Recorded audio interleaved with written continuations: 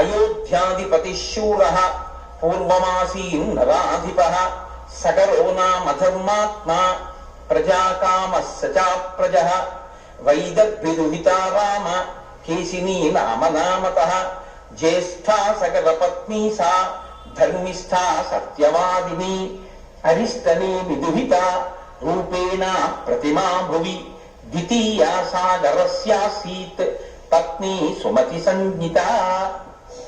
ఆయన ఒక మాట చెప్తున్నాడు. రామ మీ వంశంలోని పూర్వం సగరుడు అనబడేటటువంటి ఒక చక్రవర్తి ఉండేవాడు.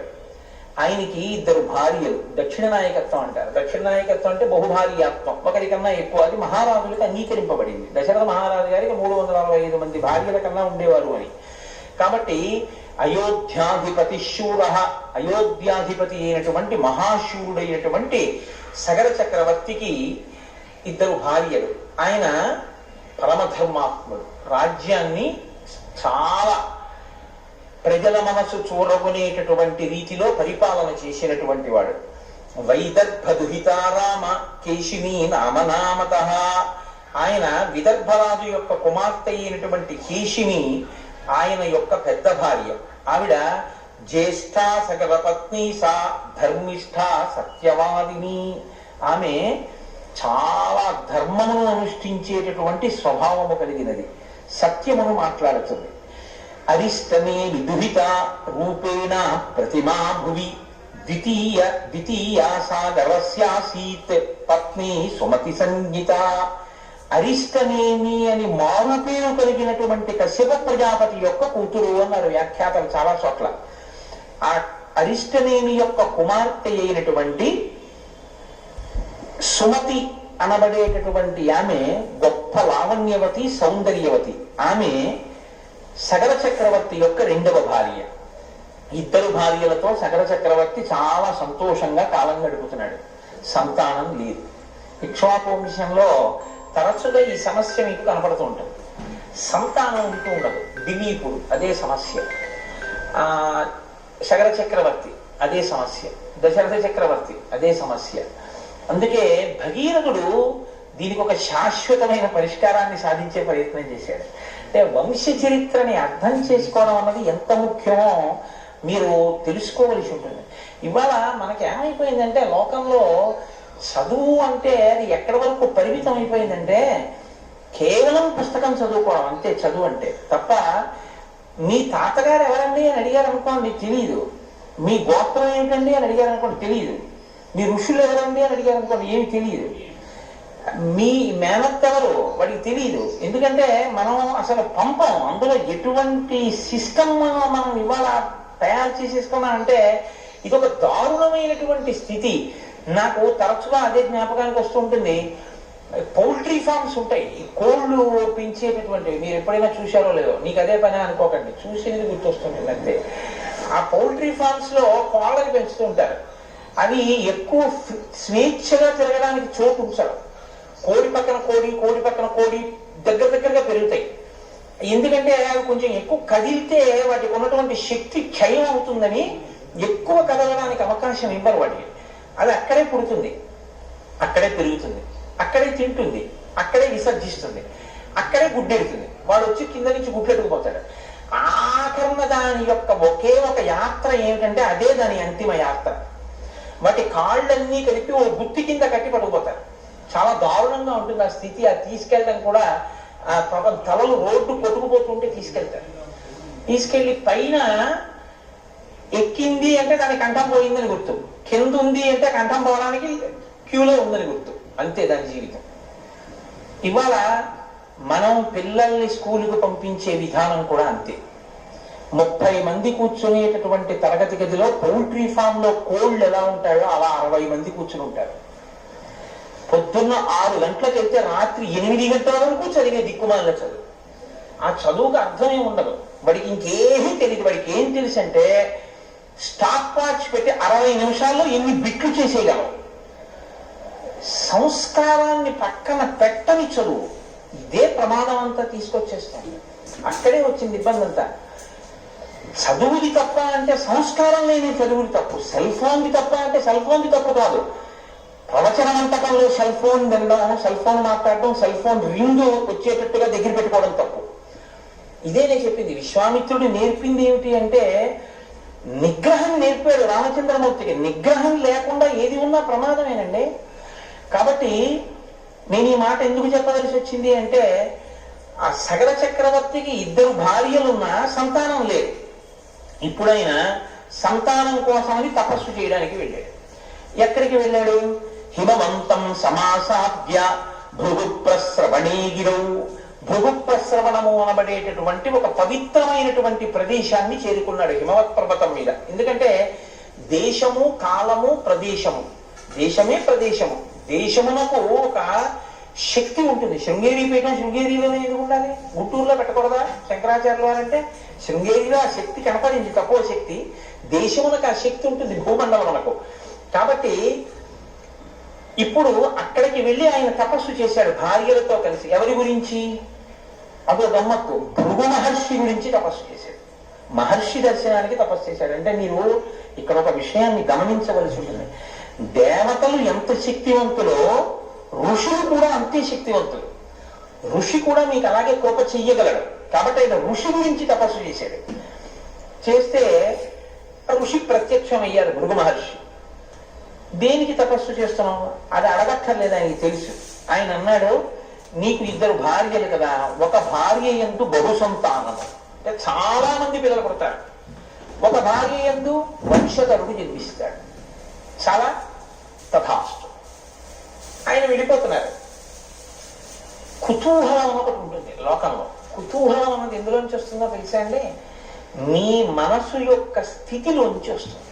వెంకటాచలంలో దర్శనం చేసుకుని మీరు బయటకు వస్తున్నారు అనుకోండి, ప్రసాదం ఇస్తూ ఉంటారు. ఇలా ఇలా ఇలా ఇలా చూస్తుంటారు. ఇటు కౌంటరు, అటు కౌంటరు, 2 దారులు ఉంటాయి. ఇటు నుంచి ఇస్తారు, అటు నుంచి ఇస్తారు. ఇటు అటు కూడా చూసి పెడతాడు. ఎందుకంటే చక్ర పొంగలి ఇస్తున్నారని చూస్తారు. అంటే తనకి ప్రసాదం మీద కుతూహలం కన్నా చక్ర పొంగలి మీద కుతూహలం ఎక్కువ. జిహ్వ చాపల్యం అక్కడ కూడా ఉంది అని గుర్తు. సరే, ఏమో చక్ర పొంగల్ని ప్రసాదంగా తీసుకున్నాడు కదండి అంటే ఏమో కొంతవరకు పర్వాలేదేమో. కానీ అదేంటంటే ఎట్టిడితే ఏదిస్తే ప్రసాదం అండి నాకు అన్నవాడికి అలా చూడక్కర్లేదు. అక్కడికి వెళ్ళి చెయ్యి పెట్టి చేతిలో ఏం పెడితే కళ్ళకత్తుకుని నోట్లో పెట్టుకుని వెళ్ళిపోతాడు కదా. కుతూహలం ఎక్కడ ఉంటుందో అంటే మనస్సు యొక్క స్థితిని బట్టి ప్రశ్న వస్తుంది. ఇప్పుడు నేను అందుకే మీతో మనవి చేశాను, అదొక పెద్ద మనస్తత్వ శాస్త్రం అంటే.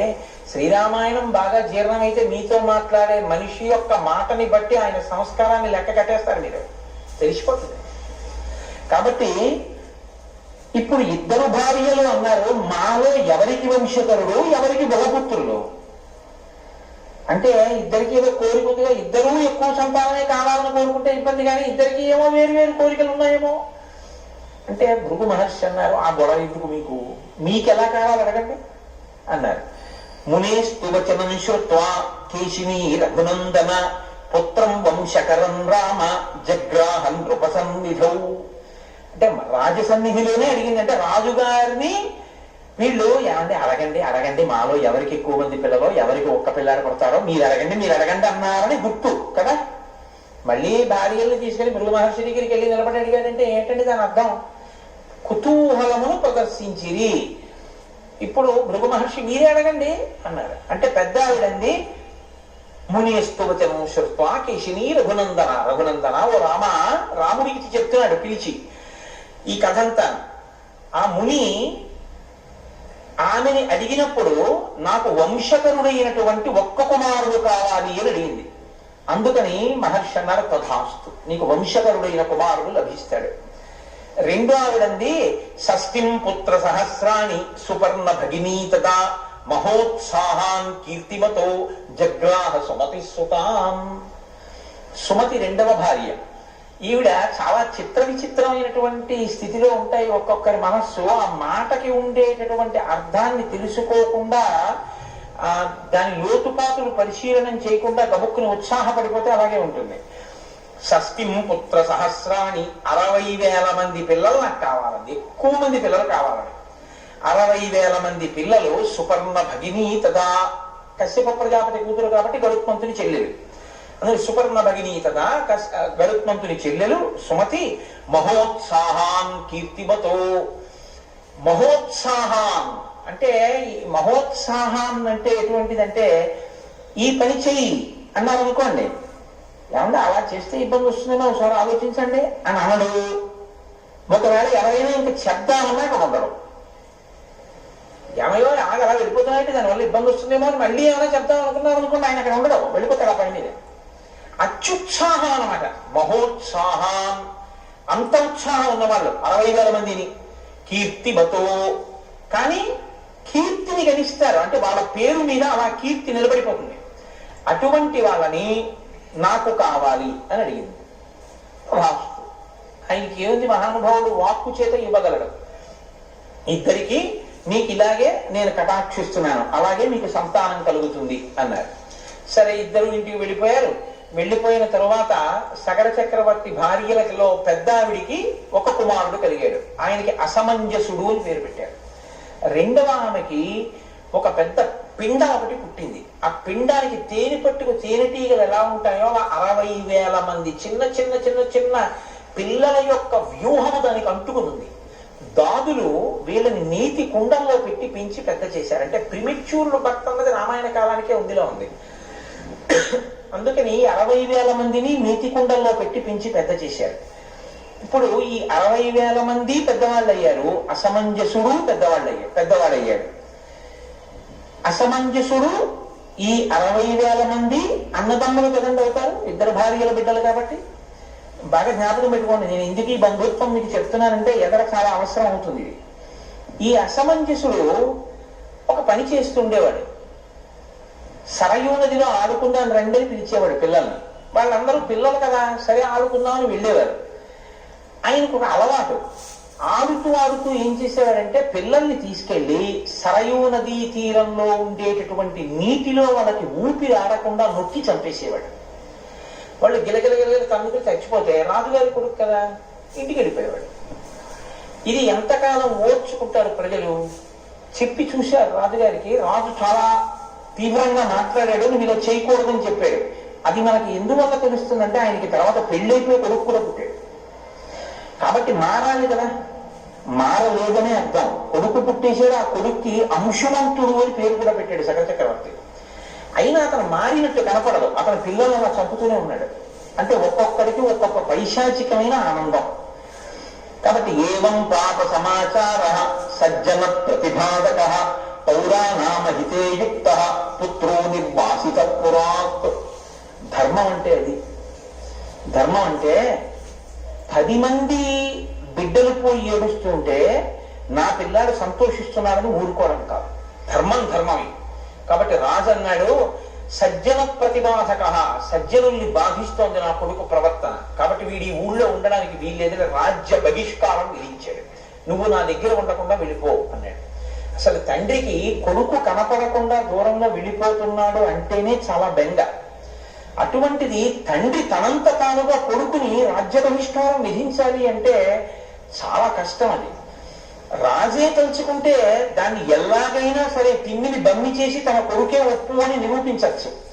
కానీ అది ఇక్ష్వాకు వంశంలో ఉన్నటువంటి చక్రవర్తుల లక్షణం కాదు. ధర్మం కోసం అవసరమైతే తన కొడుకుని విడిచిపెట్టాడు రామ సగర చక్రవర్తి. జ్ఞాపకం పెట్టుకో. ఇప్పుడు ఏం చేస్తోంది ఇది రాముడి మీద గుర్తించండి. త్యాగం చెయ్యగలిగిన లక్షణాన్ని పెంచుతోంది. ఇదే నేను మీకు చెప్పింది. ధర్మం కోసం, ప్రజల కోసం అవసరమైతే కడుపున పుట్టినటువంటి కొడుకుని విడిచిపెట్టాడు మా వంశంలో ఉన్నటువంటి పెద్ద ఆయన. పూర్వీకుల యొక్క గౌరవం కోసం, ప్రజలకి రాజారాముడుగా తాను కూర్చునే ధర్మం కోసం అవసరమైతే సీతమ్మ తల్లిని దూరంగా పెట్టగలిగినటువంటి మనస్థితిని, అటువంటి వజ్రశక్తిని రామచంద్రమూర్తికి ఇచ్చినటువంటి శక్తి ప్రచోదనానికి బీజం ఎక్కడుందంటే విశ్వామిత్రుడి వాక్కులో ఉంది. ధర్మం కోసం ఎలా నిలబడాలో నేర్పాడు మహానుభావుడు. అందుకు చెప్తాడు, ఎక్కడ ఏ కథ చెప్పాలో చెప్తాడు. ఎంత అందంగా మాట్లాడతాడో చూడండి. అనుష్టుప్లో మాట్లాడతాడు. పెద్ద ఏ విశేషమైన వర్ణన చేయడు, ఒక్క మాట. కానీ అది జారిపోయింది అనుకోండి, ఆ మాట అది పట్టుకోలేదు అనుకోండి రాముడి వ్యక్తిత్వం దిద్దపడదు. గురువు నోటి వెంట వస్తున్నటువంటి మాట, ప్రతి మాటని పట్టుకోవడంలోనే అభ్యున్నతి ఉంటుంది. గురువు గారి పని ఏందో మాట్లాడడమే పని అనుకుంటే శిష్యుడు ఉద్ధరణ పొందలేడు. ఏవం పాప సమాచార సజ్జన ప్రతిబాధక పౌరాణామహితేయుక్త పుత్రో నిర్వాసిత పురాత్. రాజ్యం నుంచి వెళ్ళగొట్టాడు. వెళ్ళగొట్టి ఆయన కొడుకైనటువంటి అంశుమంతుణ్ణి మాత్రం దగ్గర పెట్టుకున్నాడు. ఎందుకు పెట్టుకోవాలి అంటే, నువ్వు మీ అబ్బాయిని తీసుకుని అవతలపోవడం లేదు. నువ్వు మీ అబ్బాయిని తీసుకుని అవతలపోవడానికి అబ్బాయి చేసిన తప్పే ఉంది. మనవన్ని ఉంచుకున్నాడు. నేను కూడా నా నాన్నగారితో పోతానన్నాడు అనుకోండి, అయితే బాగుంటాడు. అలా అనలేదు వాడు. అంటే వాడు ధర్మాధర్మ విచక్షణ ఎరిగిన వాడు, పిల్లవాడి స్థాయిలో ఉన్నవాడు కాబట్టి నేను వాడంటున్నాను. మా నాన్నగారితో వెళ్తానం లేదు, మా తాతగారితో ఉంటానన్నాడు. అంటే తాతగారు బిడ్డని విడిచిపెట్టేస్తే మా నాన్నగారిని పంపించిన మా తాతగారి ధర్మనిష్ట అంత గొప్పది అని తాతగారి పక్కన మనవడు ఉండిపోయాడు. తండ్రి ఆ స్థితి, కొడుకు ఈ స్థితి, పైన తండ్రి తాతగారిది ఆ స్థితి, మధ్యలో ఉన్నవాడిది ఇంత విచిత్రమైన స్థితి. ఎందుకు వస్తాయి ఇలాగా? అదే కర్మ ఫలితాలంటే.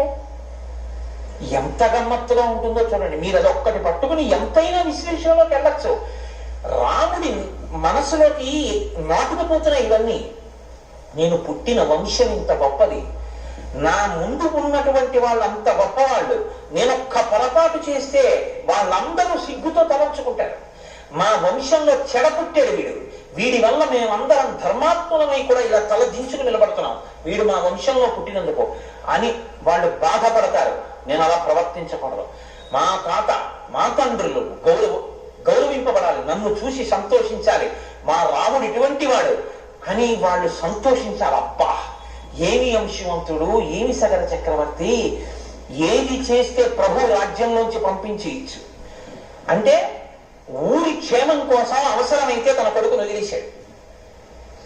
తన కొడుక ఊరా అంటే ఊరే కొడుకు కాదు, ఇది ప్రభు అంటే. ఊరా కొడుక అంటే ఊరిపోతే పోయింది, నా కొడుకు బాగుండాలన్నవాడు ప్రభువుగా కూర్చోవడానికి అనర్హుడు కదండి. ఇది రామాయణం అంటే. ఇది నేర్పుతోంది, ఒక రాజుకు ఉండవలసినటువంటి లక్షణాన్ని నేర్పుతోంది. ఇందులోంచి వచ్చాడు రాజారాముడు. ఈ రాజారాముడు మనకి ఆదర్శ పురుషుడయ్యాడు. చెక్కినవాడు విశ్వామిత్రుడు. అందుకే నాకు ఆయన పేరు చెప్తే చాలా అంత గౌరవం. నాకు బాలకాండ చెప్పడం అంటే ఎందుకు సంతోషం అంటే, ఆ మహానుభావుడి పేరు 10 మాటలు ఉచ్చరిస్తానని సంతోషం. కాబట్టి విశ్వామిత్రుడే కాదు, లోకంలో ఎక్కడ ఏ గురుస్థానంలో ఉన్న వ్యక్తి అయినా నా దృష్టిలో ఆయన విశ్వామిత్ర తత్వం ఉన్నవాడే అని నేను నమ్ముతాను. కాబట్టి తస్య పుత్రోంశుమాన్ నామ అసమంజస్య వీర్యవాన్ సమ్మత సర్వలోకస్య సర్వస్యాపి ప్రియం వదః. ఆయన కుమారుడైనటువంటి అంటే అసమంజసుని కుమారుడైనటువంటి అంశుమంతుడు మాత్రం ధర్మాత్ముడై లోకంలో ఉండేటటువంటి ప్రజలందరి చేత ప్రేమింపబడి అందరి చేత గౌరవింపబడ్డాడు.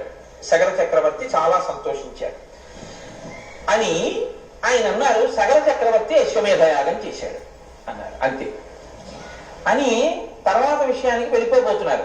ఆయన పరిశీలనం చేశాడు. ఇలా చెప్పినా వింటాడా? దాంట్లో వివరం తెలుసుకోవాలని ఏమైనా కోరుకుంటాడా? అందుకని అన్నారు, సగర చక్రవర్తి అశ్వమేధయాగం చేశాడయా. అశ్వమేధయాగం పూర్తయిపోయింది. తర్వాత ఆయన వంశంలో అంటున్నారు, ఆగండి గురువుగారు ఆగండి ఒక్కసారి, అశ్వమేధయాగం చేశారా? మా వంశంలో సగర చక్రవర్తి మా పూర్వీకుడు మహానుభావుడు. ఏం అశ్వమేధయాగం అంటే ఎంత గొప్పదండి అశ్వమేధయాగం అంటే. శ్రోతుమిచ్చామి భద్రంతే, గురువుగారు నన్ను కృప చెయ్యండి, వివరంగా చెప్పండి అని ఎలా అడుగుతాడు. గురువుగారు నన్ను కృప చెయ్యండి. శ్రోతుమిచ్చామి, నాకు బాగా వివరంగా వినాలనుంది. మహానుభావులు ఎంత గొప్పగా చేశారండి మా పూర్వీకులు. విస్తరేణ కథామిమాం, బాగా వివరించి నాకు చెప్పరా గురువుగారు, నా మీద కృపచేత. పూర్వకోమి కథం బ్రహ్మన్ యజ్ఞం వై సముపాహరత్. ఆ యజ్ఞం చెయ్యడం అంటే అంత తేలిగ్గా ఏముండదు అశ్వమేధయాగం. ఆ యజ్ఞాన్ని మా పూర్వీకుడైనటువంటి సగర చక్రవర్తి ఎలా చేశారో నాకు చెప్పవలసింది. ఒక నవ్వు నవ్వాడు. విశ్వామిత్రస్తు కాకుత్సంవాచ ప్రహసన్నివా. ఓ చిరునవ్వు చిందించేట విశ్వామిత్రుడు. ప్రహసన్నివా, దేనిక చిరునవ్వు? ఇదిరా అబ్బాయి నీకు ఉండవలసిన లక్ష్యం.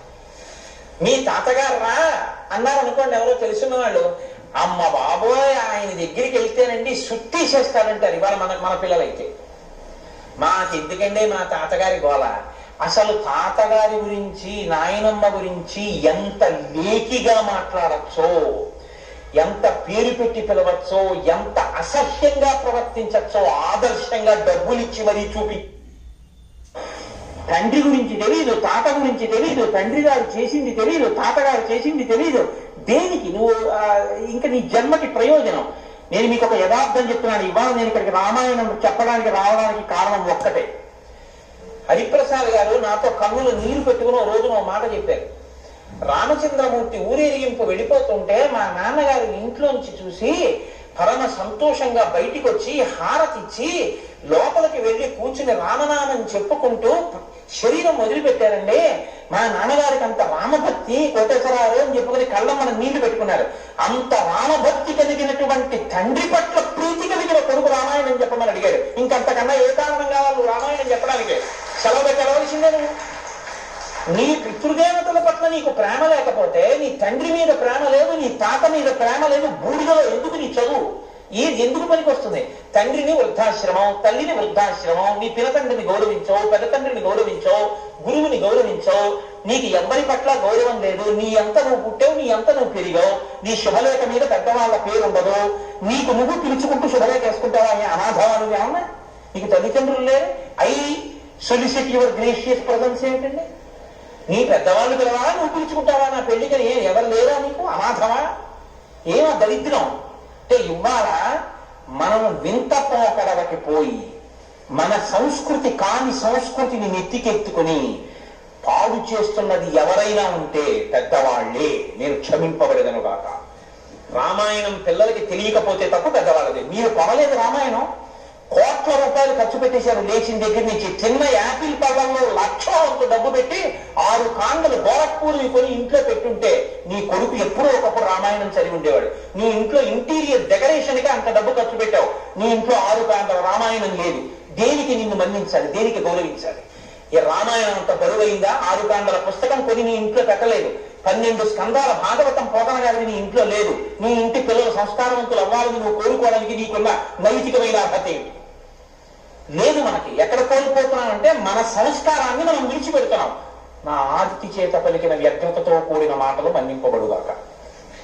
కాబట్టి ఇప్పుడు 60,000 మంది ఒక భార్య పిల్లలు, రెండవ భార్య యొక్క పెద్ద భార్య యొక్క మనవడు, పెద్ద భార్య వైపు నుంచి వచ్చినటువంటి మనవడు. ఎందుకంటే అసమంజసుని యొక్క కొడుకైన అంశుమంతుడు, రెండవ భార్య యొక్క పుత్రులైన 60,000 మంది పిల్లలు. అంటే పిల్లలు 60,000 మంది ఉన్నారు. ఒక మనవడు ఉన్నాడు, సగర చక్రవర్తి. ఈయన అశ్వమేధయాగాన్ని సంకల్పం చేశాడు. సంకల్పం చేసి గుర్రాన్ని విడిచిపెట్టాడు. ఏమిటి ధైర్యం? 60,000 మంది కొడుకులే ఉన్నారు. ఈ భూమి 60,000 యోజనములట. 60,000 యోజనములు కాబట్టి యోజనానికి ఒక పిల్లాడు వెళ్ళినా గుర్రాన్ని ఎవరు ఎత్తుకుపోలేడు కదండి. కాబట్టి అశ్వమేధయాగం చేద్దాం అనుకున్నాడు. అనుకుని గుర్రాన్ని విడిచిపెట్టాడు. చిత్రం ఏం జరిగిందంటే, రాక్షసీం తనుమాస్థాయ యజ్ఞీయాశ్వమపాహరత్ క్రియమాణీ తుకాకుత్స తస్మిన్నశ్వే మహాత్మనః. దేవేంద్రుడు రాక్షస స్వరూపాన్ని మాయాస్వరూపంగా గ్రహించి ఆ గుర్రాన్ని ఎత్తుకుపోయాడు. ఎత్తుకుపోతే ఇప్పుడు ఆ గుర్రం కనపడలేదు. ఆ గుర్రానికి రక్షకులుగా వెళ్ళిన వాడు వెనక్కి వచ్చేసాడు. వెనక్కి వచ్చేసి సగర చక్రవర్తి యజ్ఞ దీక్షలో ఉన్నాడు. అటు ఇటు కదలకూడదు దీక్షలో ఉన్నప్పుడు. అందుకని యజ్ఞ దీక్షలో ఉన్నాడు. ఆయన దగ్గరికి వచ్చి చెప్పారు, గుర్రాన్ని ఎవరో ఎత్తుకుపోయారండి అన్నాడు. ఇప్పుడు గుర్రం కనపడకపోతే, గుర్రం తిరిగి రాకపోతే యజమానికి క్రతువు చేయిస్తున్న వాళ్ళకి కూడా అది అరిష్టం. కాబట్టి ఎలాగైనా గుర్రం తిరిగి రావాలి సగర చక్రవర్తి. కాబట్టి నువ్వు జాగ్రత్త, నువ్వు వెళ్ళడానికి వీల్లేదు, యజ్ఞ దీక్షలో ఉన్నావు. కాబట్టి ఎవరినైనా పంపు అన్నాడు. 60,000 మంది పిల్లల్ని పిలిచాడు. మహోత్సాహం కదండి వాళ్ళు, చెప్పలా వెళ్ళిపోతారంటే ఇంకా పని మీద. ఏకైక యోజనం పుత్ర విస్తారమధిగచ్చత యావత్ తురంగ సందర్శ తావత్ ఖనతమేదినీం అన్నాడు. అంటే చూడండి, మనం కోపం వచ్చేస్తే ఎందుకు కనపడతారా? వెతికేసేయండి అంతే శుభ్రంగా. ఎక్కడికక్కడ వెతకండి అంటాను చూసారా? అలా ఎందుకు కనపడదు గుర్రం? 60,000 యోజనాల భూమిని మీ 60,000 మంది ఒక్కొక్కడు ఒక్కొక్క యోజనం తరపున భూమినంతటినీ గోతులు పెట్టి తవ్వేసి వెతికేయండి, ఎక్కడ ఉంటుంది గుర్రం కనపడి తీరుతుందన్నాడు. ఇది వెతకడం విషయంలో ఉపయోగించిన మాట వ్యగ్రత. అంటే గుర్రం పోయిందన్నటువంటి తాపత్రయంలో వాళ్ళు మహోత్సాహం, వాళ్ళు ఏం చేశారో తెలుసా అండి? యోజనాయామ విస్తారం ఏకైకో ధరణీతలం విభుధ పురుష వ్యాఘ్ర వజ్రస్పర్శ సమయనఖై. వజ్రాల లాంటి గోళ్లతో వాళ్ళు 60,000 యోజనముల భూమిని గోతులు గోతులు కింద తవ్వేశారు. ఈ తవ్వేయడం ఎంత దూరం తవ్వేశారో తెలుసా అండి? 60,000 మంది కలిసి పెట్టినటువంటి గోతులకి ఆ గోళ్లతో తవ్వేస్తే పాతాళలోకం దగ్గరికి వెళ్ళిపోయారు. ఇంతంత గోతులు పెడితే ఈ మధ్యలో పన్నగములు కనపడ్డాయి, రాక్షసులు కనపడ్డారు. కనపడ్డ వాళ్ళందరినీ చంపుకుంటూ మా గుర్రం పోయింది, మా గుర్రాన్ని మీరే ఎత్తుకుపోయి ఉంటారు, మా గుర్రం కనపడేదాకా మేము వదిలిపెట్టాం, తవ్వేస్తామని తవ్వేస్తున్నారు. తవ్వుకుంటూ వెళ్ళిపోయారు. ఎంత దూరం వెళ్ళిపోయినా వాళ్ళకి గుర్రం కనపడలేదు. వాళ్ళు ఏం చేశారంటే మళ్ళీ తిరిగి తండ్రి దగ్గరికి వచ్చారు. నాన్నగారు, మీరు చెప్పినట్టే భూమిని అంతటినీ తవ్వేశాం, పాతాళం దాకా వెళ్ళిపోయాం, మాకు గుర్రం కనపడలేదు నాన్నగారండి అన్నారు. ఈలోగా వీళ్ళు ఊరుకుంటారా? మిగిలినటువంటి వాళ్ళు దేవతలు, గంధర్వులు, అసురులు, నాగులు వీళ్ళందరూ కూడా వీళ్ళ భూమినంతటినీ పాడు చేసేస్తుంటే ఇబ్బందికి లోనైపోతున్నారు. వాళ్ళందరూ మరణిస్తున్నారు వీళ్ళ వల్ల. కాబట్టి వీళ్ళందరూ కలిసి చతుర్ముఖ బ్రహ్మగారి దగ్గరికి వెళ్ళారు. వెళ్ళి, ఏమండి వాళ్ళ 60,000 మంది భూమిని పాతాళం వరకు గోతులు తవ్వేస్తున్నారు, ఇన్ని జాతులు మరణిస్తున్నాయి వాళ్ళ చేతిలో, కాబట్టి ఇప్పుడు దీనికి పరిష్కారం ఏమిటి, ఎలా భూమి రక్షింపబడుతుందని అడిగారు. అయితే బ్రహ్మగారు అన్నారు, మీరేం కంగారు పడకండి రా, ఇది ఇలా జరగాలని రాసి పెట్టుంది, దానికి ఒక కారణం ఉంది, మీకు నేను ఏదైనా చెప్తాను. భగవన్ పృథివీ సర్వ ఖన్యతే సకరాత్మజై బహవశ్చ మహాత్మానో హన్యంతే తలవాసినః అయం యజ్ఞహరోస్మాకం అనేనాశ్వోపనీయతే ఇతి తే సర్వభూతాని నిఘ్నంతి సగరాత్మజాః. ఈ పృథివీనంతటినీ గోతులు పెట్టి ఈ సగర చక్రవర్తి యొక్క బిడ్డలు ఇన్ని భూతములను చంపుతున్నారు, దీనికి ఏమిటి పరిష్కారం అంటే, యస్యేయం వసుదా కృత్స్న వాసుదేవస్య ధీమతః కాపిలం రూపమాస్థాయ ధారయత్యనిశం ధరాం తస్య కోపాగ్నినా దగ్ధా భవిష్యంతి నృపాత్మజాః. ఈ మాటలన్నీ చాలా జాగ్రత్తగా జ్ఞాపకం పెట్టుకోవలసినటువంటి మాటలు. ఆయన అన్నాడు, బ్రహ్మగారు ఏమి పెద్ద కంగారు పడిపోలేదు, ఒరే నాయన ఈ భూమి వాసుదేవుడిదిరా అన్నాడు. రామాయణంలో ఈ ఒక్క మాట అర్థమైతే మీరు దేనికి అహంకరించవలసిన అవసరం. ఈశ్వరుడు నాకు ఒక సెంటు భూమి ఇవ్వలేదనుకోండి, ఒరే నీకు భూమి ఎందుకురా, నీకు ఇంకోలా బతికే అవకాశం నేను ఇస్తాను, హాయిగా అలా బతుకు అన్నాడు ఈశ్వరుడు. కాబట్టి ఆయనది అది ఇవ్వకుండా ఇంకోటి ఇచ్చి బతకమన్నాడని సంతోషిస్తారు కదండి. నీకు 10,000 ఎకరాల భూమి ఉంది, నీది కాదుగా, వాసుదేవుడిది, మరి నీకెందుకు ఇచ్చాడు? కొన్నాళ్ళు దాన్ని మిమ్మల్ని అనుభవించి దాని మీద వచ్చేటటువంటి ఫలంతో ఐశ్వర్యంతో సుఖంగా ఆయనది అన్న బుద్ధితో బతకమని ఇచ్చాడు. నాది అన్నారనుకోండి సగరుల్లాగే ఉంటుంది, ఆయనది నాకు ఇచ్చారు అన్నారనుకోండి ప్రసాదం, అంతే తేడా. కాబట్టి వాసుదేవుడిది వీళ్ళదిగా తవ్వేస్తున్నారు రే. కాబట్టి ఇప్పుడు ఆయన ఏం చేస్తాడు, ఆయనే చంపేస్తాడు వాళ్ళని. మీరేం బెంగెట్టుకోకండి, మీరు వెళ్ళిపోండి. ప్రస్తుతం కపిల రూపంలో ఉన్నాడు విష్ణు భగవానుడు, ఆయన చేతిలో చచ్చిపోతారు వాళ్ళు. అలా నిర్ణయింపబడిపోయింది రా, మీరు వెళ్ళిపోతే పర్వాలేదు అన్నదే. నాకు ఒక విషయం జ్ఞాపకానికి వస్తాం. రామకృష్ణ పరమహంస దగ్గరికి వెళ్ళి ఒక శిష్యుడు అడిగట, ఈశ్వరుడు ఎప్పుడైనా పటపటపటగా నవ్వుతాడా అండి అని అడిగారు.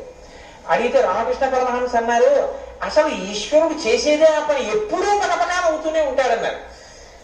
అయ్యో ఎందుకంటే అలా పటపటా ఎప్పుడు నవ్వుతూ ఉండడం అని అడిగారు.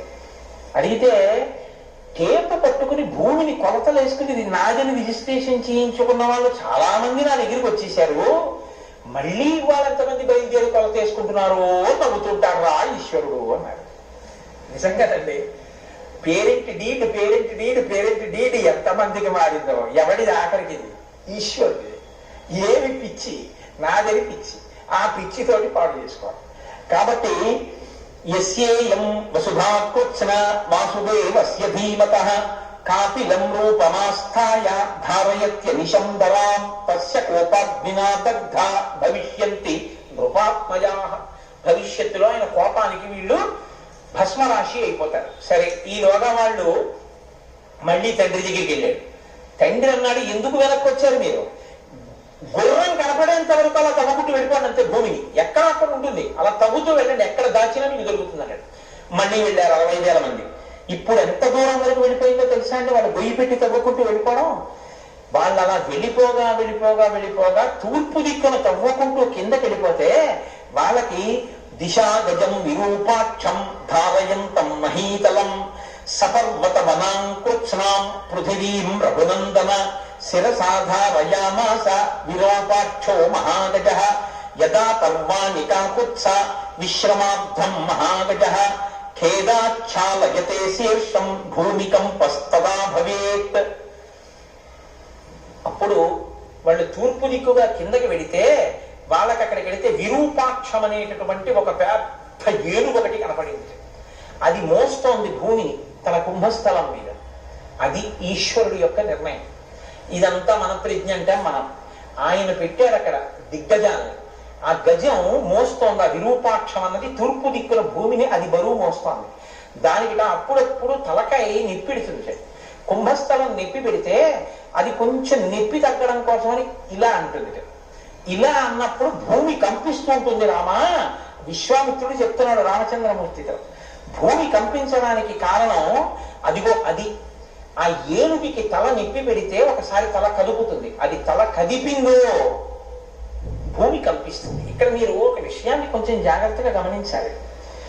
ఏనుగండి అసలు ఎప్పుడూ తల కదపకుండా ఉండదు. ఏనుగు ఏం చేస్తుందో తెలుసా అండి? ఇంక అసలు కదులుతూ వెళ్ళడానికో కదలడానికో ఇంకా అవకాశం లేదనుకోండి. దానికి అలా అవకాశం లేని ఒక్కసారి ఉంటుంది. ఎప్పుడో తెలుసా?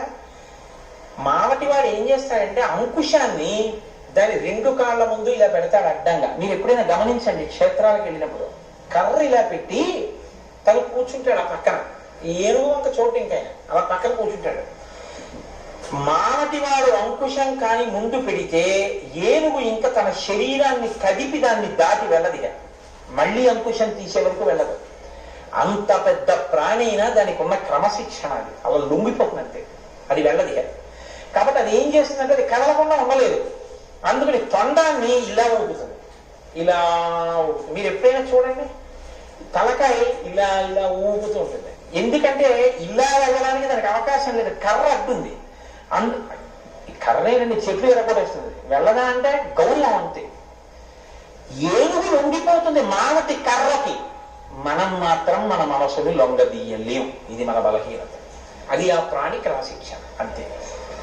కాబట్టి అంత కదిలే స్వభావం ఉన్న ఏనుగు కదలకుండా మోస్తోంది భూమిని. ఈశ్వర శాసనం అది. అప్పుడప్పుడు ఇంకా తలకాయ ఖేద పడితే కదుపుతుంది, భూమి కంపిస్తుంది. రామా తంతే ప్రదక్షిణం కృత్వా దిశాపాలం మహాగజం మానయంతో హితే రామ జగ్ముర్భిత్స్వారసాతలం.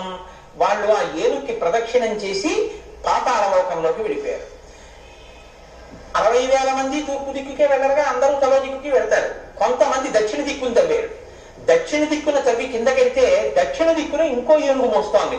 మహాపద్మం మహాత్మానం సుమహత్ పర్వతోపమం శిరసాధారయంతంతే విస్మయం జగ్మురుత్తమం. మహాపద్మము అని పేరు కలిగినటువంటి ఏనుగు దక్షిణ దిక్కున మోస్తోంది. ఆ ఏనుగు యొక్క పరిస్థితి కూడా అంతే.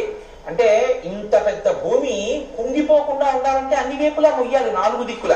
వాళ్ళు ఆ ఏనుగుని కూడా చూశారు, దానికి ప్రదక్షిణం చేశారు, కిందకి వెళ్ళిపోయారు పాతాళలోకంలో. ఇంకొంతమంది పశ్చిమ దిక్కుని తవ్వారు.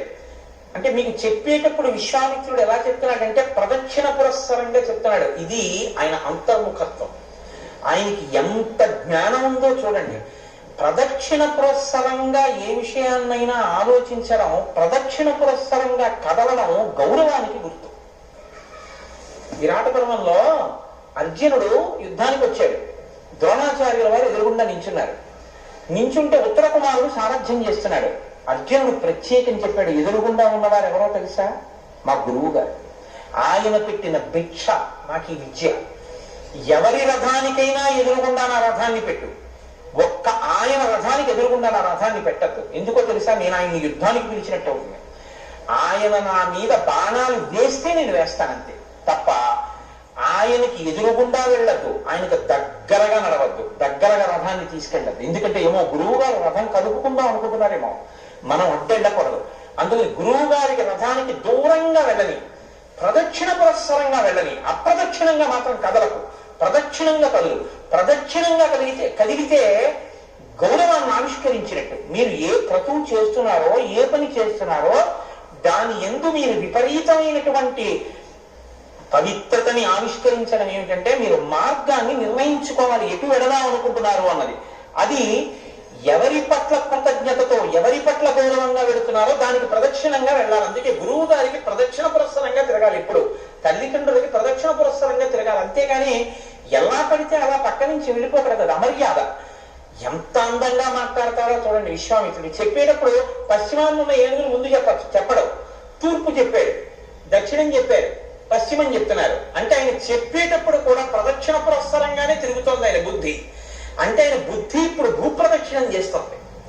అంటే ఆ ప్రదక్షిణ పురస్సరంగా ఆలోచించడం, ప్రదక్షిణ పురస్సరంగా తిరగడం, ఇవన్నీ కూడా లోపల మంగళప్రదమైన ఆలోచనలతో కూడిన సంస్కార బుద్ధి ఉన్నవాళ్ళు తప్ప వేరొకరు చేయలేరు తప్ప. అందుకే ఆ కదలికకి అంత ప్రాధాన్యత ఉందండి, అది సంస్కారాన్ని ఆవిష్కరిస్తుంది. కాబట్టి దిశ గజం సౌమనసం దృశుస్తే మహాబలాహ. సౌమనసం అనేటటువంటి ఏనుగు పశ్చిమ దిక్కున ఆ భూమండలాన్నంతటినీ మోస్తోంది. సరే, పశ్చిమ దిక్కు అయిన తర్వాత ఉత్తరం. ఉత్తర దిక్కున వెళ్ళేటటువంటి వాళ్ళు ఆ కిందకి దవ్వారు. భద్రం భద్రే నవపుష ధారయంతం మహీమిమాం.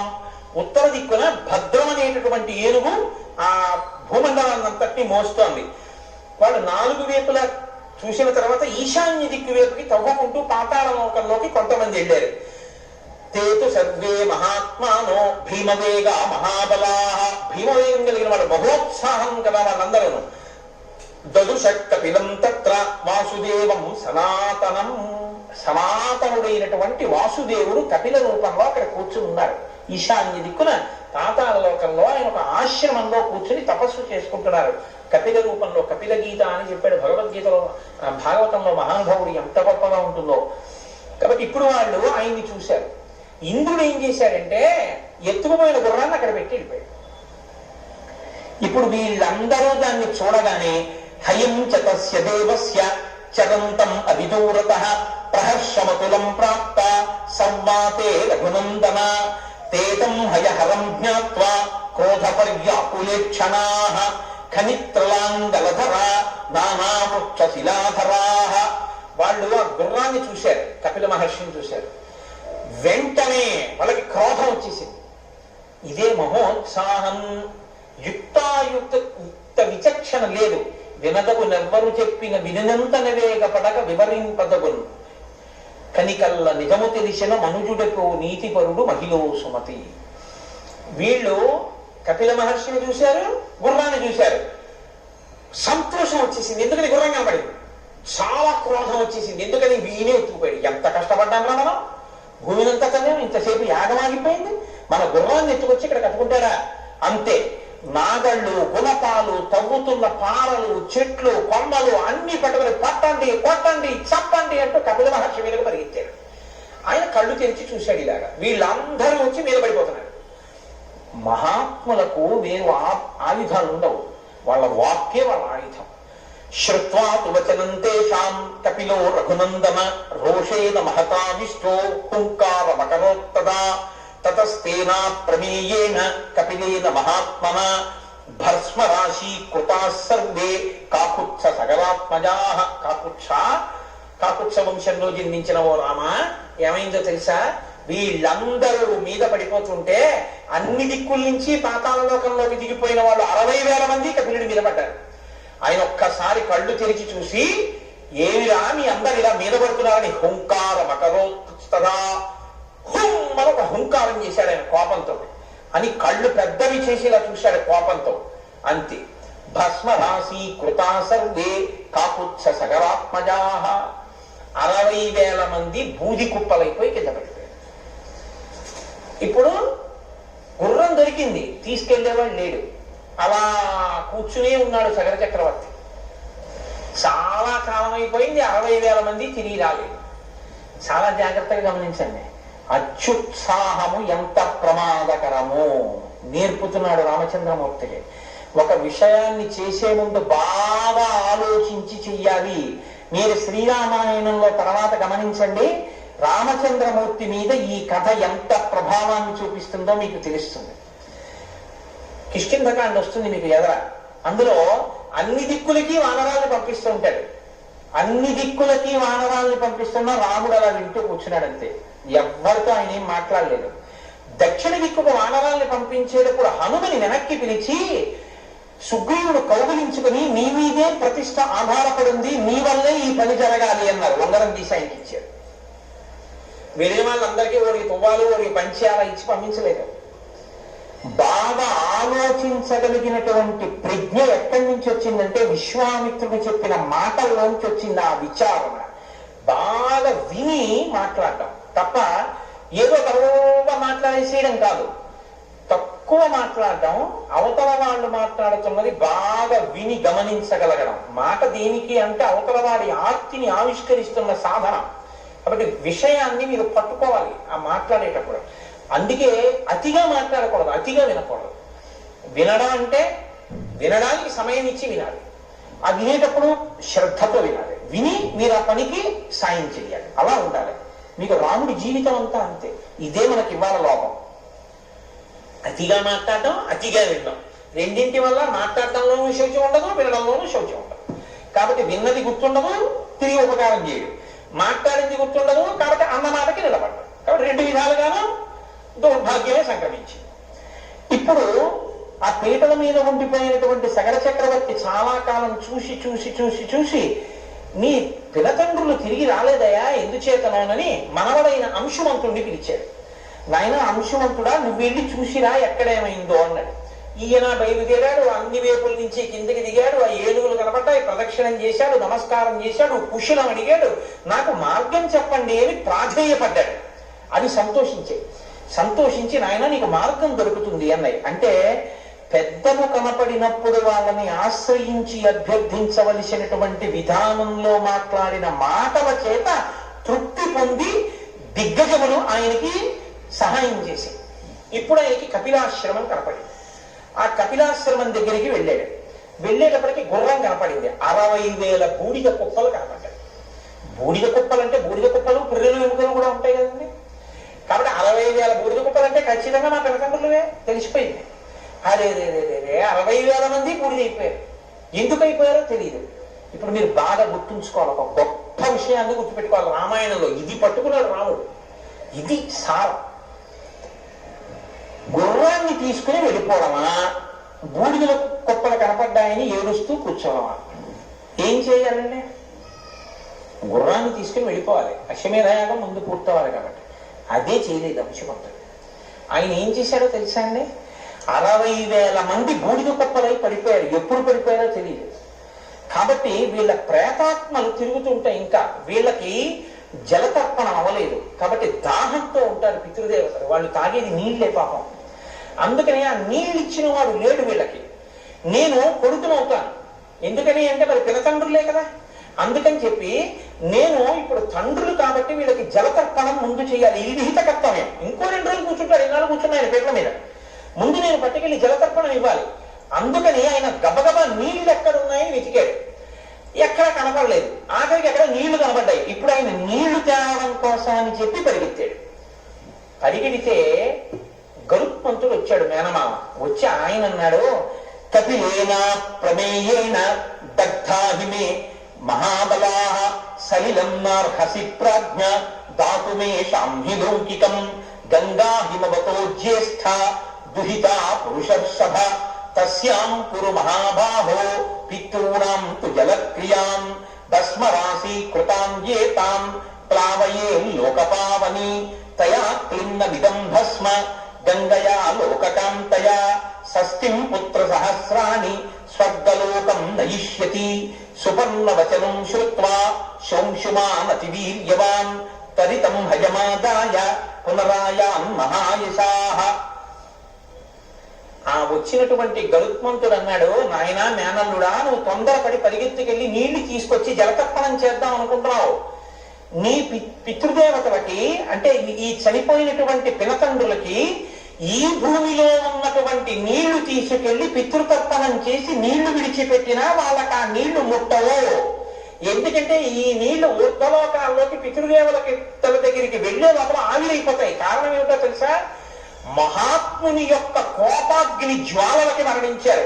అలాంటి వాళ్ళకి ఈ లోకంలో జలతర్పణం ఇవ్వడం కూడా కలవదు. వాళ్ళ దాహము పడుతూ అలా పడుండడం. వాళ్ళకి ప్రేతత్వం పోవాలంటే, వాళ్ళకి జలతర్పణం చెయ్యాలంటే హిమవంతుని యొక్క పెద్ద కుమార్తె అయినటువంటి గంగా నది స్వర్గలోకంలో ఉంది ప్రవహిస్తూ. ఆమెని భూలోకం మీదకి తీసుకురావాలి. భూలోకం నుంచి పాతాళ లోకంలోకి తీసుకురావాలి. పాతాళ లోకంలో ఉన్నటువంటి ఈ భస్మరాసుల మీద గంగ ప్రవహించాలి. అప్పుడు వాళ్ళకి దాహం తీరి వాళ్ళు ప్రేతత్వం నుంచి విముక్తి పొంది ఊర్ధ్వలోకాలకు వెళ్తారు. అలా పట్టుకురాగలవా? ముందు గుర్రం బట్టి వెళ్ళు, ఇవ్వకు నీళ్లు వాళ్ళకి అందదని చెప్పాడు.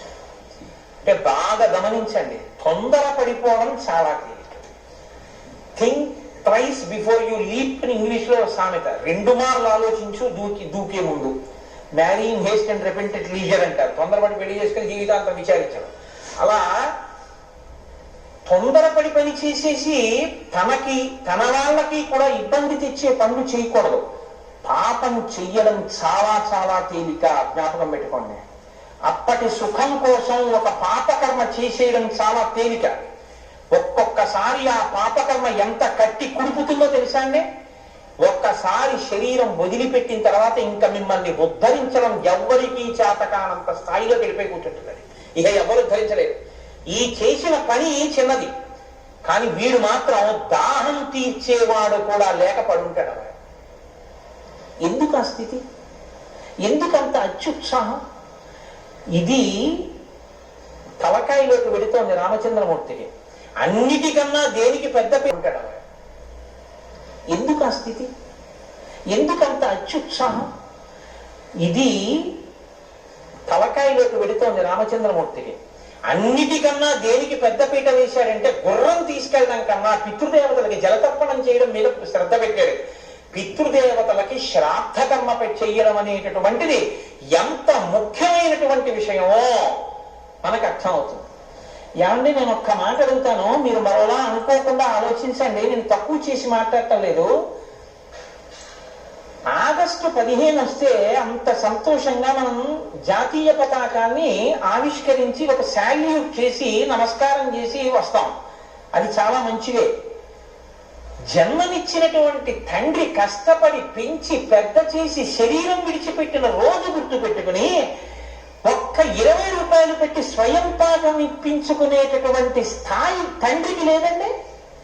అంత పనికిమాలిన వాడా తండ్రి?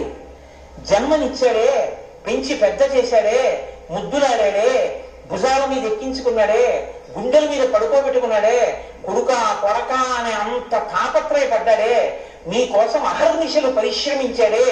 అటువంటి తండ్రి చచ్చిపోయిన రోజు నీకు జ్ఞాపకం లేదు. ఆ రోజున 10 నిమిషాలు నువ్వేం చెయ్యొద్దు.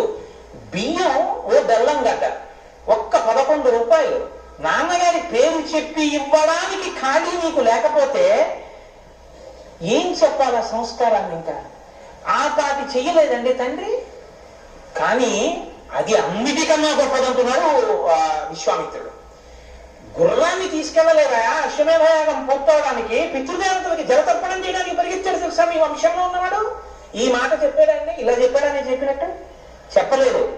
పరిగెత్తాడయా అని చెప్పాడంతే. సుపర్ణుడు అడ్డుపడ్డాడయా అని కూడా చెప్పాడు.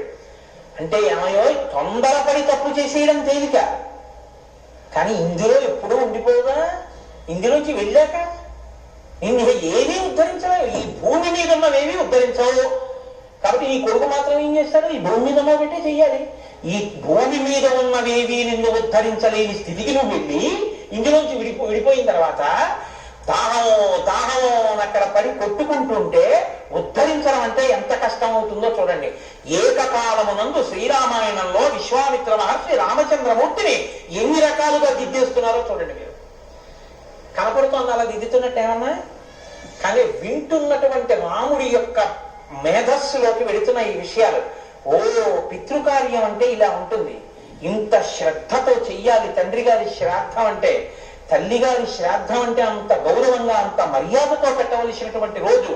చూశావా మా పితృదేవత, మా పెద్దవాళ్ళు ఎలా బతికారో, చూశావా తొందరపడితే ఎంత ఇబ్బందులు వచ్చాయో తెలుసుకుంటున్నాడు పిల్లాడు. ఏది నేర్పాలో ఆ సంస్కారం నేర్పుతున్నాడు, ఏది ఇవ్వాలో అది నిన్ను ఇచ్చేసాడు. నిన్నను యాక్సిలేటర్ బిగించాడు, ఇవాళ బ్రేకులు బిగిస్తున్నాడు. ఇప్పుడు ఆ కారు లోకానికి ఉపయుక్తం అవుతోంది. ఇదే నేను మీకు మనవి చేసింది ఉపోద్ఘాతంలో. కాబట్టి ఇప్పుడు సుపర్ణవచనం శ్రుత్వా శౌషుమానతి వీర్యవాన్ త్వరితం హయమాదాయ పునరాయాన్ మహాయశాః. ఆయన గరుత్మంతుడి మాటలు విన్నాడు. ఓ మా పితృదేవతలకి జలతర్పణం చేయడం కుదరదు, కాబట్టి ఇప్పుడు ఆ గుర్రాన్ని తీసుకుని వెళ్ళిపోయాడు. వెళ్ళిపోయి సగర చక్రవర్తితో చెప్పాడు, ఏమయ్యా చెయ్యడం కుదరదు తాత, ఎందుచేతనంటే మా పినతండ్రులు ఇటువంటి వ్యగ్రతతో కూడిన మహర్షి తేజస్సు చేత మరణించారు, అందుకని నేనేం చెయ్యలేకపోయాను, జలతర్పణ చెయ్యలేదు, వద్దన్నాడు గరుత్మంతుడు. ఇదిగో గుర్రాన్ని తీసుకొచ్చాను. అశ్వమేధం పూర్తయిపోయింది. సగర చక్రవర్తి బతికున్నంత కాలం బాధపడుతూనే ఉన్నాడు. అయ్యయ్యో ఎలాగలా, కొడుకులు 60,000 మంది చచ్చిపోయారు, వాళ్ళకి జలతర్పణ లేదు, ఎలా వాళ్ళను ఉద్ధరించడం, గంగను ఎలా తీసుకురావడం. కొన్ని వేల సంవత్సరములు పరిపాలించినంత కాలం దిగులుతోనే పరిపాలించాడు.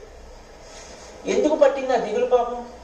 ఆయన తప్పు కాదు, వాళ్ళ అత్యుత్సాహం. ఇప్పుడు ఆయన బాధపడి బాధపడి బాధపడి కొంతకాలానికి కాలధర్మం గతే రామ. ఎంత బాగా మాట్లాడతాడండి, చచ్చిపోయాడండో కాలధర్మం చెందాడు. మా నాన్నగారి శరీరం పడిపోయిందండి అండం ఒకెత్తు, మా నాన్నగారు చచ్చిపోయారండి అండం ఒకెత్తు.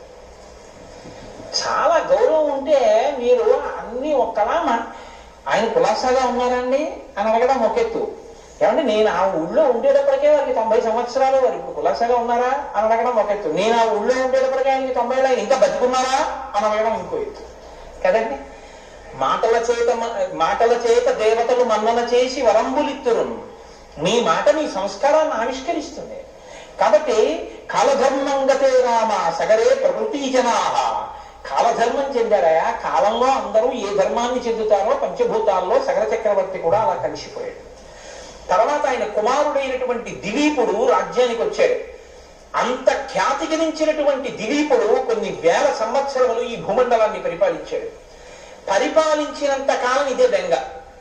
అయ్యో నా పితృదేవతల్ని ఎలా తరింపచేయాలి, ఎలా ఆకాశంలోంచి ఆ గంగ వస్తుంది, ఎలా తీసుకురావడం, దీని గురించి చింతించి చెయ్యగలిగింది లేక దిలీపుడు కూడా శరీరాన్ని విడిచిపెట్టేశాడు. దిలీపుడు శరీరం పడిపోయిన తర్వాత ఆయన కుమారుడు భగీరథుడు రాజయ్యాడు. భగీరథుడు రాజైన తర్వాత భగీరథుడు కొన్ని సంవత్సరములు పరిపాలన చేసిన తర్వాత మంత్రులు చెప్పారు, మీ ముందు వాళ్ళు పరిపాలన చేసినప్పుడు ఈ బెంగతోనే ఉన్నారు, ఇప్పటికీ మీ వంశంలో కొంతమంది పితృదేవతలు ప్రేతత్వం నుంచి విడుదల పొందలేదు, అలాగే ఉన్నారు దాహంతో. మీ వంశంలో వాళ్ళెవరూ చేయలేకపోయారు ఈ పని. ఆయన విన్నాడు, తప్పకుండా ఈ పని నేను చేస్తానన్నాడు. మీరు ఒకటి బాగా గుర్తుపెట్టుకోండి, తండ్రి అంటేనే మర్యాద లేనివాడు ఎక్కడో ముక్తాతల మీద గౌరవంతో ఏదైనా చేస్తాడా? వాడు చేసేది ఏమి ఉండదు. ఇప్పుడు రాజ్యానికి వచ్చిన వాడు హాయిగా రాజ్య సుఖాలు అనుభవించాలా, వాళ్ళ కర్మ అంటే అప్పుడేదో వాళ్ళు అలా అక్కర్లేని పనులన్నీ చేశారు, పోయారు, ఫోన్లెదుగా ఊసేందుకు ఇప్పుడు మనం పరిపాలన చేసుకుందాం ధర్మంగా అనొచ్చు. త్యాగం అంటే ఇది. తన కొరకు తాను బతకడం కాదు, తను ఎందులో పుట్టాడో ఆ వంశంలో వాళ్ళను ఉద్ధరించడం గొప్ప అనుకున్నాడు. రాజ్యాన్ని వదిలిపెట్టి అరణ్యానికి వెళ్ళిపోయాడు తపస్సు. రామ, ఆ భగీరథుడు మీ వంశంలో వాడు, రాముడు చెప్తున్నాడు. విశ్వామిత్రుడు వింటున్నాడు. రామచంద్రమూర్తి ఓ తన వంశకర్తల్ని ఉద్ధరించడం కోసం రాజ్యాన్ని విడిచిపెట్టి తపస్సు చేశారు మా వాళ్ళు. ఇదే రామచంద్రమూర్తి. భరతుడికి రాజ్యం కావాలంటే తీసేసుకోమను, నేను ఇటు నుంచి అరణ్యాలకు వెళ్ళిపోతానన్నాడు. మీకు శ్రీరామాయణంలో తర్వాత రామచంద్రమూర్తి యొక్క సత్యధర్మ నిష్టంత వశిష్ఠ విశ్వామిత్రులు మాట్లాడిన మాటల్లోంచి వచ్చినదే. గురువు అంటే అది, గురువు వాక్ అంటే అలా ఉంటుంది, వినేవాడు ఉంటే. కాబట్టి ఇప్పుడు ఆయన గోకర్ణ క్షేత్రాన్ని చేరాడు. నేను తీర్థయాత్రకు వెళ్ళినప్పుడు ఈ గోకర్ణ క్షేత్రం గురించి బస్సులో క్విజ్ పెట్టుకుంటూ వెళ్ళాం కూడా, రామాయణము గోకర్ణ క్షేత్రము అని. ఆ గోకర్ణ క్షేత్రం చాలా గొప్పగా ఉంటుంది. శృంగేరి వెళ్ళేటటువంటి వాళ్ళకి ఆ గోకర్ణం, ఆ తర్వాత ఉడిపి, మూకాంబిక, ధర్మస్థలి, కుక్షి సుబ్రహ్మణ్యం, కుక్కి అంటుంటారు, కుక్షి సుబ్రహ్మణ్యం, శృంగగిరి, ఇవన్నీ ఒక చోటికి వచ్చేటటువంటి ప్రదేశాలు. అవి అక్కడికి వెళ్ళి గోకర్ణ క్షేత్రానికి వెళ్ళి తపస్సు చేశాడు. ఎటువంటి తపస్సుట? ఊర్ధ్వబాహు పంచతప మాసాహారో జితేంద్రియ తస్య వర్ష సహస్రాణి ఘోరే తపసి తిష్ఠిత. ఎవరో చేసినటువంటి పొరపాటు వంశంలో ఈయన ఎంత కష్టపడుతున్నాడో చూడండి. ఊర్ధ్వబాహు, 2 చేతులు పైకెత్తాడు. పంచతప, 4 వేపులా గ్రీష్మ ఋతువులో అగ్నిహోత్రాన్ని పెట్టుకుని కన్నులు ముయ్యకుండా సూర్యుడి వంక అలా చూస్తూ ఉన్నాడు. దీన్ని పంచాగ్నిహోత్ర తపస్సు అంటారు. పంచతప మాసాహారో, నెలకి 1 రోజే ఆహారం తిన్నాడు. జితేంద్రియ, ఇంద్రియములను గెలిచి నిలబడ్డాడు. తస్య వర్ష సహస్రాన్ని 1000 ఏళ్ల తపస్సు చేశాడు. ఘోరే తపసి స్థిత, ఘోరమైన తపస్సులో బ్రహ్మగారి గురించి అలా నిలబడ్డాడు. ఇప్పుడు చతుర్ముఖ బ్రహ్మగారు ప్రీతి చెందారు. అబ్బా, ఎంత ఘోరమైన తపస్సు చేస్తున్నాడు రా, ఆయన దిగొచ్చారు. భగీరథ మహాభాగ ప్రీతస్తేహం జనేశ్వర తపసా సుతప్తేన వరం వరయసువ్రత.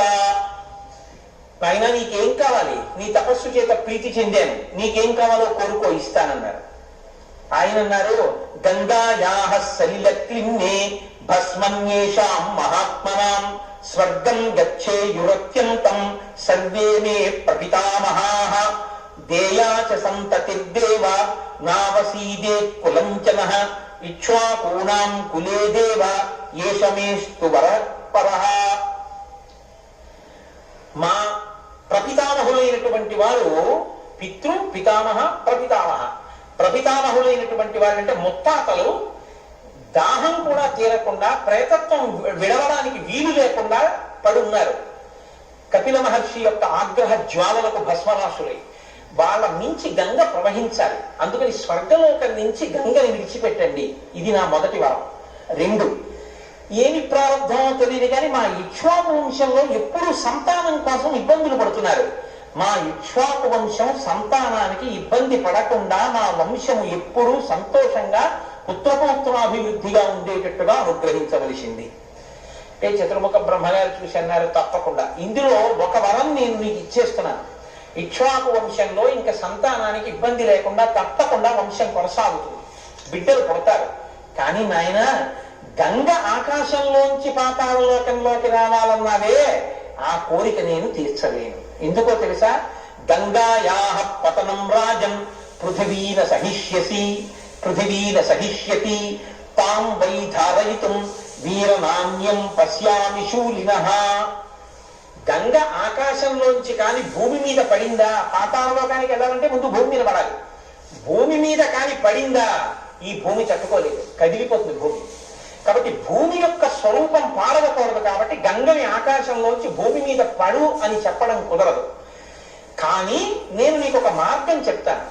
అలా పడాలి అంటే భూమి మీద నిలబడి గంగ పడుతున్నప్పుడు తల మీద పట్టి విడిచిపెట్టగలిగిన వాడు ఉండాలి. అలా పట్టి విడిచిపెట్టగలిగిన వాడు ఒక్కడే ఉన్నాడు ఈ సమస్త బ్రహ్మాండములో. వీరనాన్యం, ఇంకెవ్వడు లేడు. పశ్యామి, ఉన్నాడు, చూస్తున్నాను. ఎవడో తెలుసా? శూలినః, త్రిశూలం పట్టుకున్న మహాదేవుడు, త్రిపురాంతకుడు, త్రయంబకుడు, సదాశివుడు, పరమేశ్వరుడు, పరమశివుడు ఉన్నాడే, ఆయన పట్టుకుంటాడు. ఆయన కాని వచ్చి నిలబడ్డాడా, గంగ వచ్చి ఆయన తల మీద పడుతుంది. ఆయన తల మీద పడితే ఆయన తట్టుకోగలడు, భూమి కూడా తట్టుకోగలదు. ఆయన తల నుంచి కింద పడుతుంది. అందుకని పరమశివుడు వస్తే విడిచిపెట్టడం కుదురుతుంది. అంతకన్నా నేను ఏం చెప్పను, స్వస్తి అని లేచిపోయాడు. అంటే ఇప్పుడు ఏం చేయాలి? పరమశివుడిని అడగాలి కదా. ఎక్కడవుతుందిలే మన వల్ల, ఇప్పటికి 1000 ఏళ్ళు. ఊర్ధ్వబాహు పంచతప మాసాహారో జితేంద్రియ, ఇంత తపస్సు చేశాం. మళ్ళీ ఇప్పుడు పరమశివుడి గురించి తపస్సు. ఇప్పుడు ఆయన కోసం తపస్సు చేస్తే ఆయన ఏమంటారో, మళ్ళీ ఎందుకు వచ్చిన ప్రారంభం, వెళ్ళిపోదాం రాజ్యానికి, ఏదో ఒకటి సాధించారుగా అని వెళ్ళిపోవచ్చు. వెళ్ళలేదు. ఇది భగీరథ ప్రతిజ్ఞ అంటారు. నేను సాధించి తీరుతాను. పట్టుదలంటే ఎలా ఉంటుందో రామా చూడు.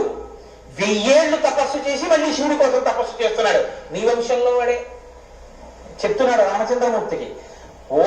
పట్టుదలంటే ఇలా ఉండాలన్నమాట, మొక్కలోని సాహసంతో ఉండాలన్నమాట.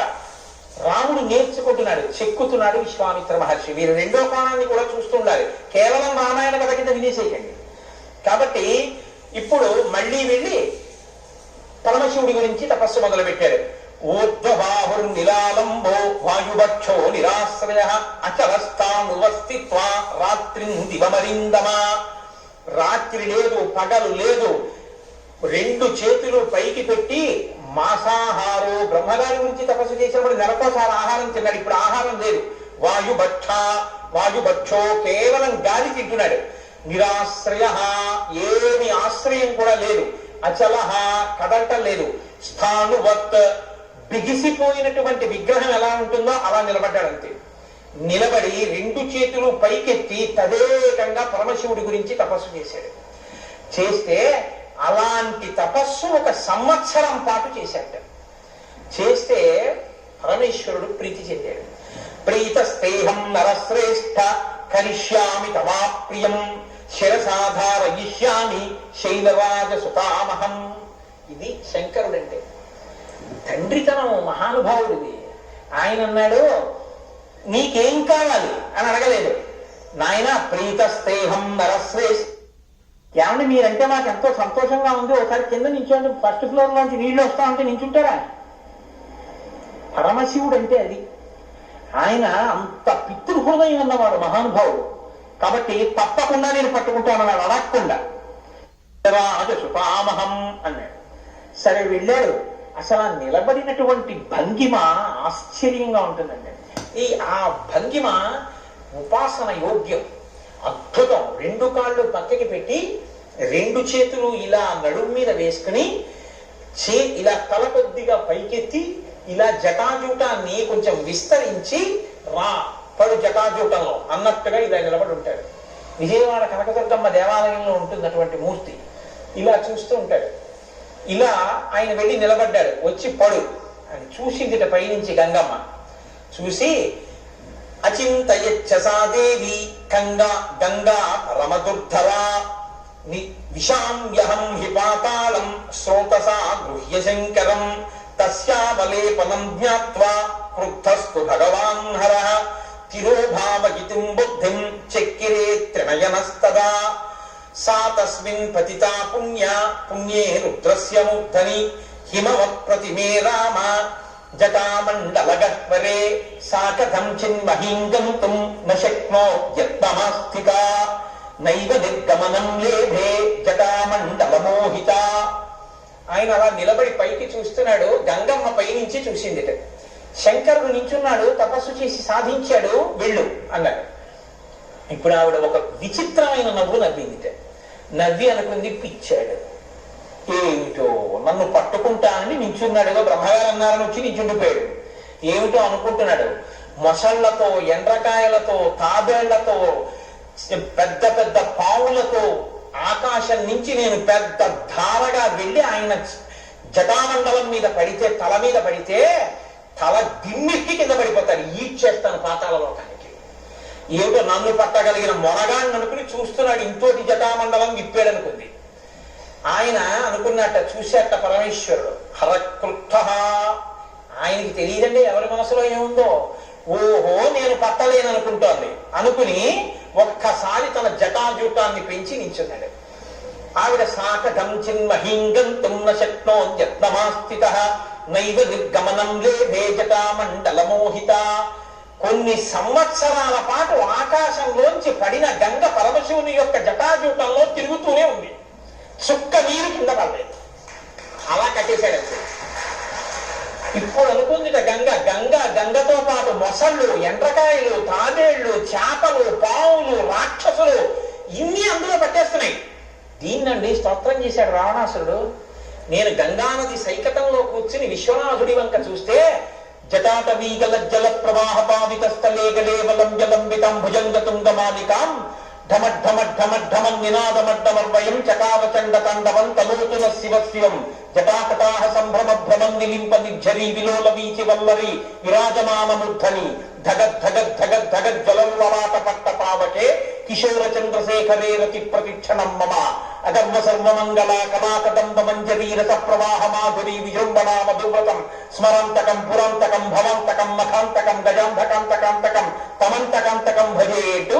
అందులో చెప్తారు, పరమశివుడు తాండవం చేస్తుంటే ఆ జటాజూటం ఇలా తిరుగుతుంటే అందులో గంగానది కూడా తిరుగుతుంటే బిందెలో నీళ్లు తిరుగుతున్నట్టుగా తిరిగేటటువంటి ఓ పరమశివ, గంగతో నిండినటువంటి ఆ జటాజూటంతో ఉన్నటువంటి నీ స్వరూపాన్ని నేను ఈ గంగా నది సైకతంలో కూర్చుని నీ ఆలయ శిఖరం వంక చూస్తే కదా నిలింప నిర్జరీ నికుంజకోట రేవసం విముక్త దుర్మతి సదాశరస్త మంజి నింబాన్ కదా నిలింప నిర్జరీ నికుంజకోట రేవసం విముక్త దుర్మతి సదా శిరస్సు మంజలిస్తామన్నంటాడు.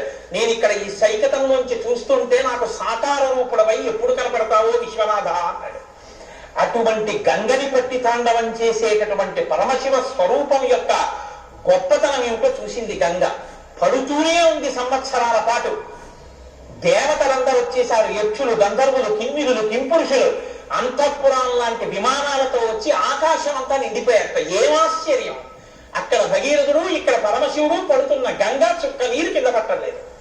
అలా పట్టేశాడు మహానుభావుడు. అహంకరించింది గంగా అని చూశాడు. భగీరథుడు మళ్ళీ తపస్సు చేశాడు. ఇంకా మనం ఏం చేస్తాం లేని వెళ్ళిపోలేదు. ఇది భగీరథ ప్రయత్నం అంటారు. మళ్ళీ తపస్సు చేశాడు. అయ్యా, ఆవిడ అహంకారము బాగుంది, మీ కోపము బాగుంది, కట్టేశాడు. మా పితృదేవతలు ఎప్పుడు తరిస్తారు? అయ్యా విడిచిపెట్టండి అన్నాడు. గంగమ్మ కూడా చిన్నపుచ్చుకుంది.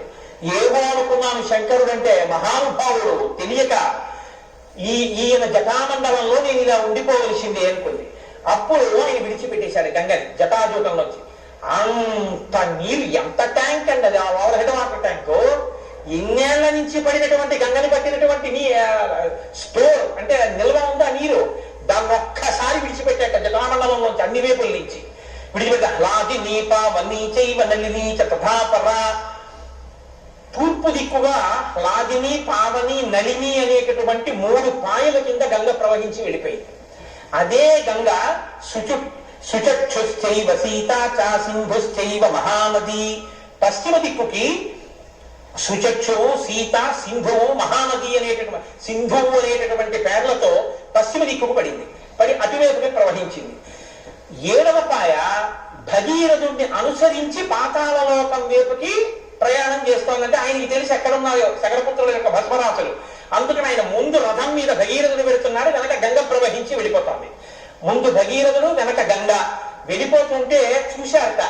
అక్కడి నుంచి పడుతున్న గంగ పరమశివుడి జటాజూటం, ఆయన ఒళ్ళంతా తడిసిపోయి పడుతున్న గంగ ప్రవాహం, ఆ గంగలో వెళ్ళిపోతున్నటువంటి పావులు, మొసళ్ళు, ఎండ్రకాయలు, ముందు భగీరథుడు, ఆయన వెనక వెళ్ళిపోతున్న గంగ కొన్ని చోట్ల కింద పడుతూ, కొన్ని చోట్ల పైకి లేస్తూ, కొన్ని చోట్ల తుప్పర్లు తొక్కుతూ, కొన్ని చోట్ల గుద్దుకుంటూ, కొన్ని చోట్ల చప్పుడు చేస్తూ, కొన్ని చోట్ల సుడులు తిరుగుతూ అది వెళ్ళిపోతుంటే గగనా శంకర శిరస్తతో ధరణిమాశ్రిత విసత్పత జలం తత్ర తీవ్ర శబ్ద పురస్కృతం. బ్రహ్మాండమైనటువంటి ఘోష, చప్పులు, రంగతుంగ తరంగ సంఘములతో, రంజిల్లు ఘోషంబుతో, బంగారంబు పొంగుతో, నురగతో, పువ్వాట తుప్పర్లతో భంగుం సల్పుతూ జంఘలించుతున్న భూభాగము నుండి జారం గంగమ్మను దల్చితే శిరమునం రంజిల్లుతుంది శంకర అంటారు. అలాంటి గంగావతరణం. ఆ గంగమ్మని పట్టి విడిచిపెడుతుంటే, గంగమ్మ వెడుతుంటే చూశాక అందరూ మచ్చ కచ్చ ప్రసంగైశ్చ సింసుమార గణైస్తథా పతితైశ్చాన్యైః వ్యరోచత వసుంధర. ఆ దేవతలు, యక్ష, గంధర్వ, కిందిర, కింపురుషాది సమస్త జాతులు ఆకాశంలో నిలబడిపోయి, ఆ నిలబడిపోతే వాళ్ళ విమానాల కాంతులు మేఘాల కాంతులతో కలిసిపోయిట. పడిపోతున్నటువంటి గంగ కాంతులు హంసల గుంపులు పడిపోతున్నట్టున్నాయిట. అందులో మెరిసిపోతున్నటువంటి చేపలు, మెరిసిపోతున్న మొసళ్ళు, మెరిసిపోతున్న పావులు, వీటి మెరుపులతో ఆకాశం నిండిపోయిందిట. కింద పడిన గంగ వెళ్ళిపోతుంటే ఆ ప్రవాహపు కాంతులు, నురుగు, శబ్దం, కొన్ని చోట్ల వంకర్లు తిరుగుతోంది, పైకెక్కుతోంది, కింద పడుతోంది, ముంచెత్తుతోంది. వెళ్ళిపోతుంటే చూశాక ఏమి అదృష్టం రా నిజంగానని గగనాశంకర స్థిత తతో ధరణిమాశ్రితా. అప్పుడు వీళ్ళందరూ చూసి సామాన్యమైనటువంటి గంగావతరణాన్ని తత్వదేవ శ్రీగంధర్వామసుధా తలవాసిన భవాంగపతితంతో యం పవిత్ర వితిపస్పృశు. ఆ పాపాలు చేసి స్వర్గలోకం నుంచి కింద పడిపోయినటువంటి వాళ్ళు, పుణ్యం అయిపోయి కింద పడిపోయినటువంటి వాళ్ళు, పాపంతో ఉన్నటువంటి వాళ్ళందరూ సాక్షాత్ పరమశివుని యొక్క జటాజూటాన్ని, ఆయన శరీరాన్ని తాకి కింద పడుతున్న గంగ అని, అంత వేగంతో పడుతున్నటువంటి గంగలో తల పెట్టడం సాధ్యం కాదు కాబట్టి తల బ్రక్కలైపోతుంది కాబట్టి నీళ్లు ముట్టుకుని ఇలా చల్లుకుంటున్నట్ట. చల్లుకోగానే పాపరాశంతా దగ్ధమైపోయి మళ్ళీ వాళ్ళు విమానాల్లో ఊర్ధ్వలోకాలు వెళ్ళిపోతున్నట్టు. ఊర్ధ్వలోకాల్లో ఉన్న వాళ్ళు ఇది చూసి అమ్మ బాబో ఇటువంటి గంగ మనకి దొరుకుతుందా, ఇటువంటి సన్నివేశం దొరుకుతుందా, వెళ్ళి స్నానం చేద్దామని విమానాలు దిగిపోతున్నాయి, స్నానం చేస్తున్నారు, విమానాలు పైకి ఎక్కేస్తున్నాయి. ఏమి గంగావతరణం, ఏమి ప్రవాహం! ముందు భగీరథుడు వెనక గంగా చూసి తీరాలని గంగా ప్రవాహానికి రెండు పక్కల ఒడ్ల నుంచి ఎన్ని వేల రథాలు వెళ్ళిపోతున్నాయి. ఇన్ని రథాల సవ్వడి, ఇంత గంగా ప్రవాహం ముందు భగీరథుడు వెనక్కి చూస్తూ వచ్చేస్తున్న గంగని చూస్తూ సంతోషపడిపోతూ వెళ్ళిపోతున్నాడు. ఇలా వెళ్ళిపోతుండగా మహానుభావుడు అక్కడ ఉన్నటువంటి జహ్ను మహర్షి యజ్ఞ కవాటంలో యజ్ఞం చేసుకుంటున్నాడు. అనుకోలేదు ఈ గంగా ప్రవాహం ఒక్కసారి వచ్చి ఆయన చేస్తున్నటువంటి యజ్ఞ వాతాన్నంతటినీ కూడా, అంటే యజ్ఞ ప్రదేశంలో ఉన్నటువంటి ఆ కుటీరాల్ని, అగ్నిగుండాల్ని అన్నిటినీ ముంచెత్తి తనతో పాటు తీసుకెళ్లిపోయేటప్పటికి తతో హి యజమానస్య జహ్నో అద్భుత కర్మణః గంగా సంప్లవయామాస యజ్ఞవాటం మహాత్మనః తతో దేవాః సగంధర్వా ఋషయశ్చ సువిస్మితాః పూజయంతి మహాత్మానం జిహ్నుం పురుషసత్తమం గంగాం చాపి నయంతి స్మ దుహితృత్తే మహాత్మనః. ఆయన గంగ ఇంత ప్రవాహంతో వచ్చి యజ్ఞవాటాన్ని ముంచెత్తడంతో కోపం వచ్చి ఒక్కసారి ఆ గంగనంతటినీ ఆచమనం చేసి లోపలికి తాగేశాడు. ఇప్పటి వరకు ఆకాశంలో చూస్తున్న వాళ్ళు, గంగ వెంట పరిగెత్తుకొస్తున్న వాళ్ళు ఇలా చూసేటప్పటికీ గంగ లేదు, ఎండిపోయింది మొత్తం భూమి. అయ్యబాబో ఇదేమిటి, జహ్ను మహర్షి ఇలా తాగేశాడు, చప్పుడు ఆగిపోయింది. వెనకాతల ప్రవాహం లేదు. భగీరథుడు ఇలా వెనక్కి చూశాడు, ఏమీ లేదు భూమి, హిమాలయాల వరకు. ఏమైపోయింది గంగను చూశాడు. జహ్ను మహర్షి లోపలికి పుచ్చేసుకున్నారు గంగనంగా. అప్పుడు దేవతలు, యక్షులు, గంధర్వులు, కిన్నెరులు, కింపురుషులు, దేవతలు, భగీరథులు అందరూ వెళ్ళి జహ్ను మహర్షి కాళ్ళ మీద పడ్డారు. మహానుభావ, ఎంత కష్టపడి తీసుకొచ్చానో తెలుసా నా పితృదేవతల కోసం, పాతాళానికి తీసుకెళ్తున్నాను, నువ్వు తాగేశావు. మహానుభావ, నా మీద కారుణ్యం వహించి విడిచిపెట్టవయ్యా, ప్రవాహానికి లక్షణం కదా ముంచెత్తడం, నన్ను క్షమించి విడిచిపెట్టన్నారు. తప్పకుండా విడిచిపెట్టేస్తానని చెప్పి తన కుడి చెవిలోంచి గంగధారనంతటిని మళ్ళీ వదిలిపెట్టేశాడు. జహ్ను మహర్షి యొక్క కుడి చెవిలోంచి పుట్టింది కాబట్టి తస్మాత్ జహ్నుసుతా గంగా ప్రోచ్యతే జాహ్నవీతి చ జగామచ పునర్గంగా భగీరథ రథాలుగా. అంతే. ఇప్పుడు పరమశివుడి యొక్క తల నుంచి పడి ఇలా వచ్చి ఆయన నోట్లోకి తాగబడి మళ్ళీ ఆయన కుడి చెవిలోంచి విడిచిపెట్టబడి మళ్ళీ భగీరథుడి యొక్క రథాలుగా వెళ్ళిపోతుంది. ఇలా వెళ్ళిపోతున్నటువంటి గంగా ప్రవాహాన్ని చూసి ఇంకో అద్భుతం, చూడండి ఆయన చెవిలోంచి ఎలా వచ్చేస్తుందో గంగ. ఆయన శరీరంలోంచి పుట్టింది కాబట్టి వీడికి జాహ్నవి అని పిలుద్దామన్నట్ట. జాహ్నవి జాహ్నవి అని అందరూ పువ్వులేసి పూజ చేశారు. ముందు భగీరథుడు మళ్ళీ సంతోషంగా వెళ్తున్నాడు, మళ్ళీ గంగ వెళ్ళిపోతాం. మళ్ళీ దేవతలు ఆశ్చర్యపోయారు, మళ్ళీ గంగ పరిగెత్తింది, మళ్ళీ అందరూ పరిగెత్తున్నారు. మళ్ళీ రథాలు, మళ్ళీ స్నానాలు, మళ్ళీ పైకి వెళ్ళేవాడు, మళ్ళీ కిందకి వెళ్ళేవాడు. గంగావతరణం అంటే అదో పెద్ద హడావిడితో కూడుకున్న విశేషం అండి. ఆఖరికి అందరూ కలిసి వెళ్ళారు. వెళ్ళి భగీరథుడు పాతాళ లోకంలో పితృదేవతల యొక్క భస్మ రాసులు పడి ఉన్నటువంటి ప్రాంతం దగ్గరికి వెళ్ళి రథాన్ని పక్కకి పెట్టాడు. ఒక్కసారి ఈ గంగా నది వచ్చి బూది పైకి రేగిపోయేటట్టుగా ఈ బూడిద కుప్పలన్నిటి నుంచి ప్రవహించింది. భస్మం యథా ప్లుతే రామ గంగాయా సరిలేన వై సర్వలోక ప్రభుర్బ్రహ్మ రాజానమిదబ్రవీత్.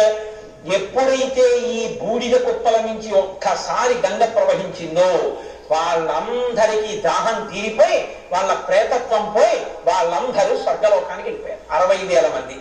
అప్పుడు పరిగెత్తుకుంటూ చతుర్ముఖ బ్రహ్మ గారు హంసవాహనం ఎక్కి వచ్చాడు. నాయన, లోకంలో దుర్లభం, ఎవ్వరూ సాధించలేనటువంటిది, అత్యద్భుతమైనటువంటి కర్మ చేశావు. గంగని స్వర్గలోకంలోంచి భూమి మీదకి దింపి పాతాళ లోకానికి తీసుకెళ్ళావు. మీ పితృదేవతలు తరించారు. ఇది ఎవ్వరూ సాధించలేని ప్రజ్ఞ. నీ కష్టంతో, నీ తపస్సుతో ఆకాశంలో ఉన్న గంగ భూమి మీదకి వచ్చింది కాబట్టి ఇక నుంచి గంగ నీ కుమార్తెగా పరిగణింపబడుతుంది. గంగని భాగీరథి అని పిలుస్తా ఉన్నాడు. అని గంగా త్రిపదగా రాజం దివ్యా భాగీరథీతి చ త్రీం పదో భావయంతీతి తతస్త్రిపదగా స్మృత. ఆకాశం నుంచి భూమి మీద పడి భూమి నుంచి పాతాళలోకానికి వెళ్ళింది కాబట్టి గంగకి త్రిపథగా అని పేరు. గంగ భగీరథుడి యొక్క ప్రయత్నంతో వచ్చింది కాబట్టి భాగీరథి అని పేరు. జిహ్నువు తాగి విడిచిపెట్టారు కాబట్టి జాహ్నవి అని పేరు.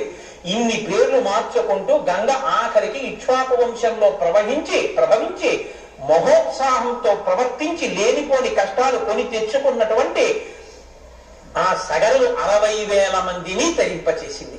అటువంటి గంగ భూలోకం మీదకు వచ్చినటువంటి ఈ కథా వృత్తాంతం ఏదైతే ఉందో, ఏషతే రామ గంగాయ విస్తరో విహితోమయ స్వస్తి ప్రాప్నుహి భద్రంతే సంధ్యాకాలోతి వర్తతే అని నోరు తెరుచుకు వింటున్నాడు రామచంద్రమూర్తి. రామా, ఇది గంగావతరణం. విన్నావా? సంధ్యాకాలం దాటిపోతోంది, లే సంధ్యావందనం చేద్దాం అన్నాడు. లేచాడు కానీ రామచంద్రమూర్తి మనసంతా నిండిపోయింది. అబ్బా, ఏమి మా పితృదేవతలు, ఏమి ప్రయత్నం, ఏమి గంగావతరణం!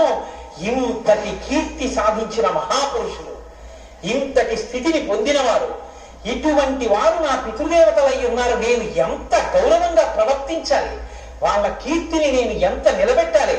చిన్న పిల్లాడు ఆ వంశం గురించి విని నాకు ఎంత బాధ్యత ఉందో అనుకుంటున్నాడు. చెక్కాడు విశ్వామిత్రుడు. ఇన్ని చెప్పాడు కదా అని విని విని అలసిపోయామని ఇంకా చెప్పలేదు. సంధ్యాకాలం దాటిపోతోంది నాయన, లే. విహిత కర్మాచరణం మాత్రం విడిచిపెట్టాడు. సంధ్యావందనానికి లేవలసింది, లే పద సంధ్యావందనం చేసుకుందాం, కాలం దాటిపోతోంది.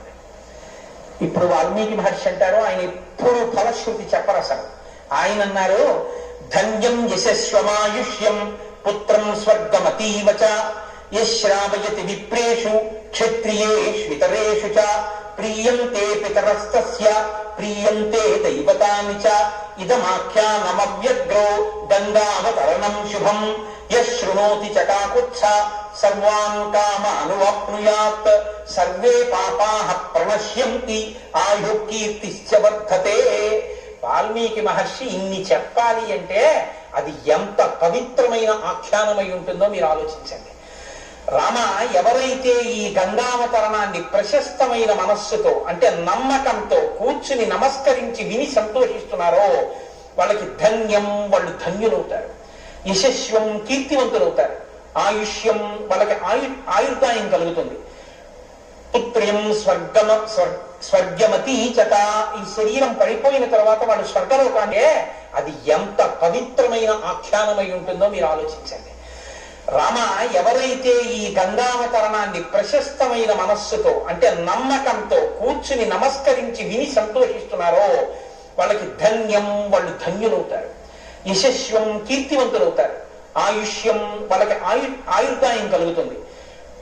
పుత్ర్యం స్వర్గమతి చట, ఈ శరీరం పడిపోయిన తర్వాత వాళ్ళు స్వర్గలోకాన్ని పొందుతారు.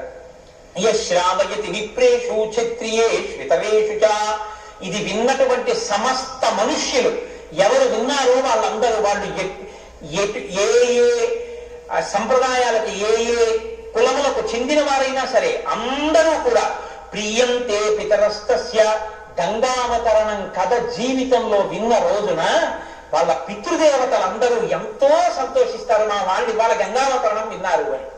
ప్రియంతే పితరస్తస్య ప్రియంతే దైవతాని చ, అక్కడ ఉన్నటువంటి దేవతలందరూ సంతోషిస్తారు. గంగావతరణం చెప్పినా గంగావతరణం విన్నా ఆ ప్రాంగణంలో ఉన్న దేవతలందరూ మురిసిపోయేది ఎప్పుడంటే గంగావతరణం చెప్పిన రోజున మురిసిపోతారట. కాబట్టి ప్రియంతే దైవతాని చ ఇదమాఖ్యానమవ్యగ్రో గంగావతరణం శుభం.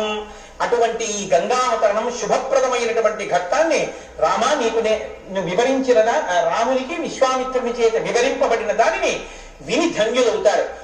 యశృణోతి చ కాకుత్స సర్వాన్ కామానువాప్నుయాత్, గంగావతరణ ఘట్టాన్ని విన్నటువంటి వాళ్ళకి ఏవి అభ్యున్నతి కల్పిస్తాయో అటువంటి కోరికలన్నీ కూడా తీరుతాయి.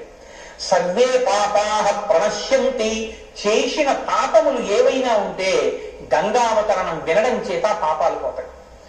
ఆయు కీర్తిశ్చ వర్ధతే, ఆయువు కీర్తి వర్ధిల్లుతాయి. ఇంత గొప్ప గంగావతరణాన్ని విశ్వామిత్ర మహర్షి రామచంద్రమూర్తికి చెప్తే ఆ గంగావతరణ ఘట్టానికి వాల్మీకి మహర్షి ఫలశ్రుతి చెప్తే ఆ రామచంద్రమూర్తి యొక్క అనుగ్రహ విశేషం చేత సంపూర్ణ రామాయణ ప్రవచనం